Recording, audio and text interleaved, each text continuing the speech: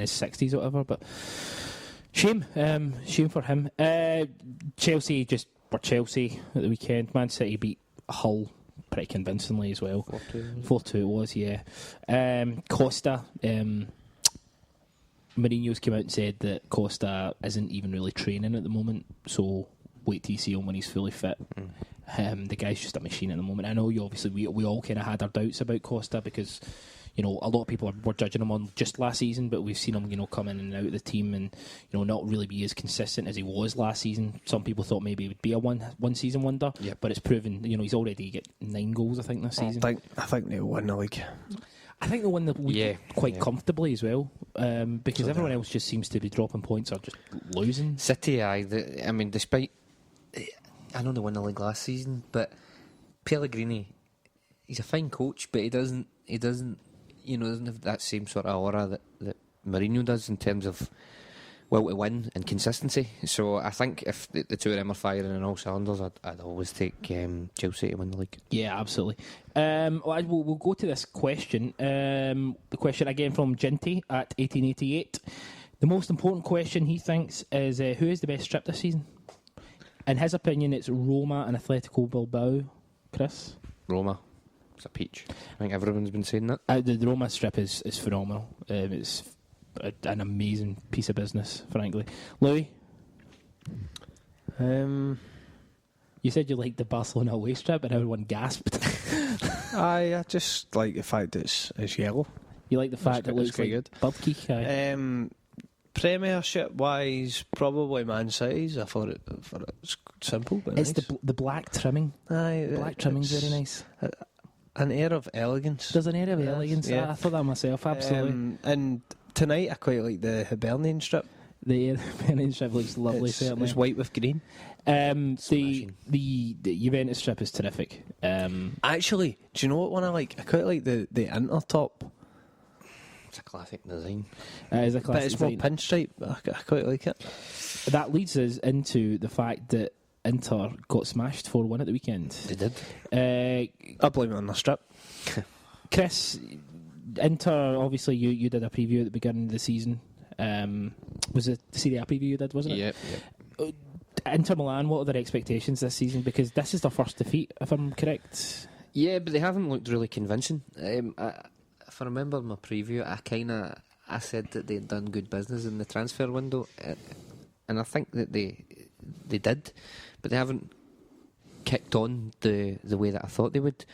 They held on to Freddie Guarin, who I thought, along with Cuadrado, was a stick-on to move on, but you know, he's still at Inter. They lack any sort of, you know, that certain something, you know, that will set them apart. At the weekend, getting turned over at the San Siro, you know, 4-1 by Cagliari is, you know, it's a terrible result. And I thought they might have pushed for the third Champions League place, but I would kind of say that that's unlikely now. Not based just on that result, as you say, it's their first league defeat, but they don't look as if they've got a lot of metal in the team. It's funny you say metal because they've got Medel. Who obviously brought in Osvaldo scored again. He's been playing fairly okay.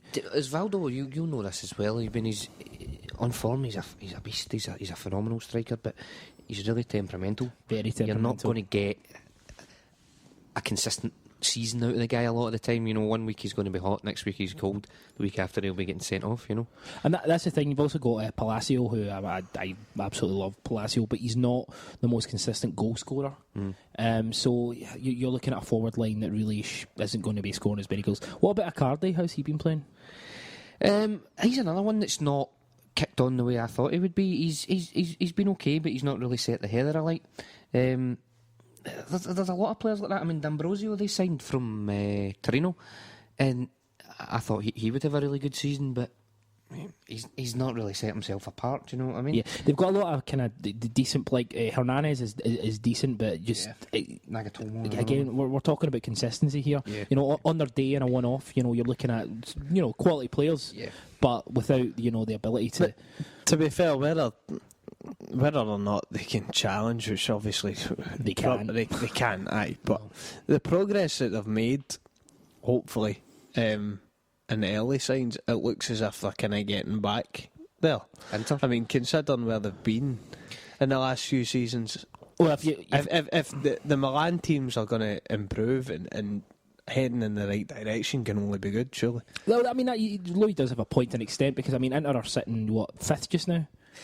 Yeah, but I'm talking. In terms of their performances, I expected more due to the fact that I thought they had done quite well. They'd been quite shrewd in the transfer window, but they've not really kicked on. And I mean, they took. He's getting out the.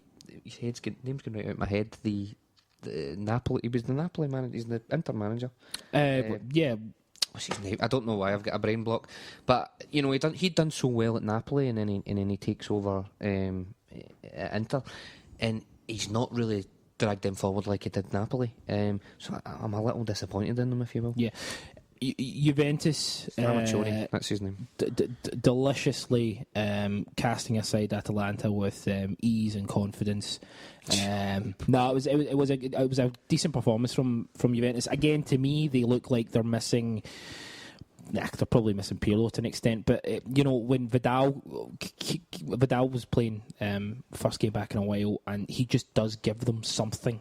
He almost gives Pogba freedom to pretty much just rove, and a roving Pogba is pretty much one of the best midfielders in the world at this point. Morata scored again, which is good. He's starting to kind of really kick on. Louis, you're Fiorentina. You're not doing very well just now.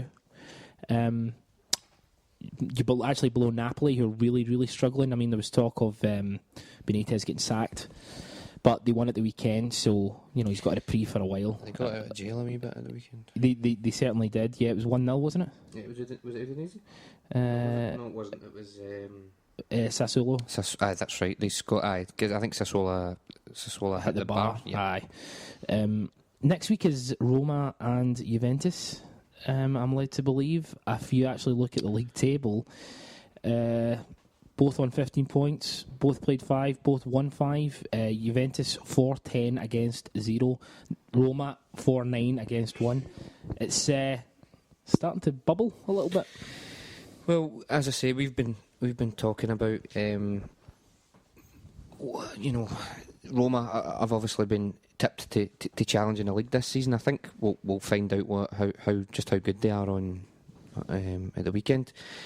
How much Juventus are missing Conte, I think will become a bit clearer this weekend as well, because so far Allegri's not really put a foot wrong, as you say.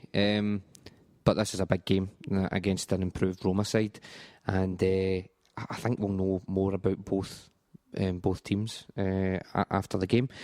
As I say, I've been kind of quite positive about Roma, but we've seen they made a fantastic start last season. Yeah. Eventually they were ground down and wore away by Juventus.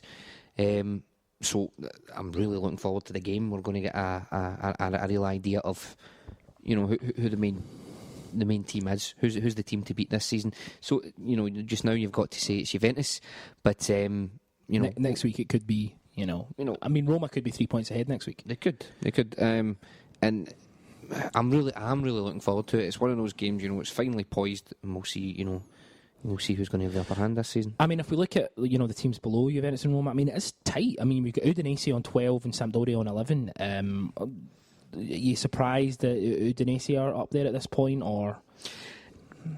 I'm a wee bit, but you've got to admire their consistency. Do you know Udinese are a team that always consistently lose their best players, but still seem to build. And if we look at the top scorers, who's sitting there? Di Natale. I mean, he was looking to retire, but the guy's ageless. He's just a fantastic servant to the Italian game. He really is. I mean, that's exactly how I'd say. Osvaldo's got 4 as well. Big Tony Cassano's got 4, and Tevez has got 4 as well. So looking forward to this weekend in the champ. Honda, thoughts? I think he's pish. That's a wee bit harsh. Honda. I wouldn't say he's pish, but he's certainly not. He's certainly not the what do you call it? The class of Milan. It's a lot like Montari. Honda and Montari shouldn't be your your central midfield pairing. You know what I mean? Yeah. Louis, you seen what your thoughts on Serie A this season in terms of you've not been seeing a lot, haven't you? You've been following it on Twitter though. I just pretty much following it on Twitter. I'm still waiting for my internet to be fixed so that I can actually watch the games. Is your internet still not fixed? That's still not fixed, man. How many weeks is that? It's like 2 months. Almost. We first raised the complaint on the 25th of July. Are you paying for that?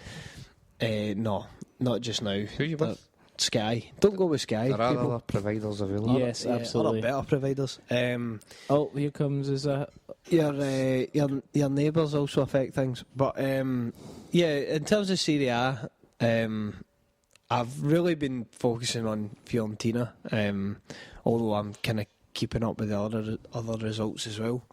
Fiorentina are just really struggling with injuries and they've been quite unlucky in that way, but they're not losing games, they're drawing games, which I suppose it could be worse, but their aspirations for trying to get kind of third place are waning. It's the injuries that they've got, especially up front. I mean, you think how good Rossi was last season before he got injured, and the fact that Gomez has never really got going, and Florence just kind of sums up how unlucky they've been. Do you know what the sad thing about that is? They would have made a terrific partnership.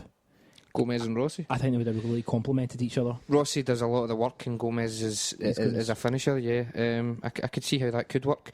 I really, it is quite frustrating because we were talking about some of the players that Fiorentina have, in midfield and stuff like that. They've got a fantastic side. They're still lacking at the back, as we've spoken about, but they've just been so unlucky. Still early days. I mean, they might, things might change, but I was hoping they would have hit the ground running a wee bit faster this season. Yeah, absolutely. Just looking at Spain, Barcelona just smashing ahead. Valencia doing very well as well. Barca have not lost a game. Actually, neither have Valencia or Atletico Madrid. Barca are on top with 16. Valencia, Atletico 14 each. Sevilla's got 13. Where are Real Madrid? Real Madrid are 6th. They've lost 2 games already this season. For the squad that Real Madrid have, it's insane that they're... Well, that's the whole point. No, you can't just back. you can't buy success, brother. Well, you can. But no, I can considering where they were last year, it's not as if they've not made wholesale. Well, they got rid of Xavi Alonso is a bigger miss than people, would be willing to admit. Yeah. But Valencia have been very impressive. Ian Cuthrow's the assistant there, the Scottish coach. Mata going back £30 million in January they're talking about. I think that'd be a good fit, actually. I think it'd be a perfect fit. Yeah. I think Mata has stagnated for the last 2 seasons, even before he went to Manchester United. It was a bit of a panic signing for Man United. Not that when Moyes hadn't worked out, they said, right, let's splash the cash. Who can we take? Mata. And I think Mourinho was delighted to get rid of Mata. Yeah. Not because Mata's a bad player, but just because I think he just wanted rid of him. I think he's system-wise, I don't think Mata is a Mourinho. Money-wise as well, it was great. It was easy money to make, wasn't it? Yeah, absolutely. Okay, that's our show. Any other little kind of comments or points you want to make? Yeah. Mazzari's the inter-coach. Stramaccioni was before him. I just wanted to get that correction in because my brain was going backwards. Okay, great stuff. You can follow us on Twitter at 90MinuteCynic. The website itself is 90MinuteCynic.com. We have a preview of all the kind of top games from around Europe as well as Celtic. Believe we've got a focus on youth coming up as well. We have a focus on a spotlight on youth. Martin Friel and his really interesting focus spotlight on youth is what it says, and he looks at a player who maybe you would have thought has dropped out the spotlight as well. I believe he's focusing on Hibs and Hearts this week. Interesting week to focus on Hibs and Hearts, and should be good. Chris, you're obviously Serie A or La Liga. This week, I think I'll be Serie A. I didn't manage a preview over the weekend because there's been questionable sites on my computer and there was issues with it. That's been solved now, so that's good. Business as usual. Business as usual, great stuff. Louis, when you get your internet back, you'll do stuff, right? I've had so many ideas for articles, I just don't have the capabilities, Great stuff. 90MinuteCynic.com, Facebook.com/90MinuteCynic, at 90MinuteCynic on Twitter. Louis McCaffrey, pleasure as always. Thanks very much.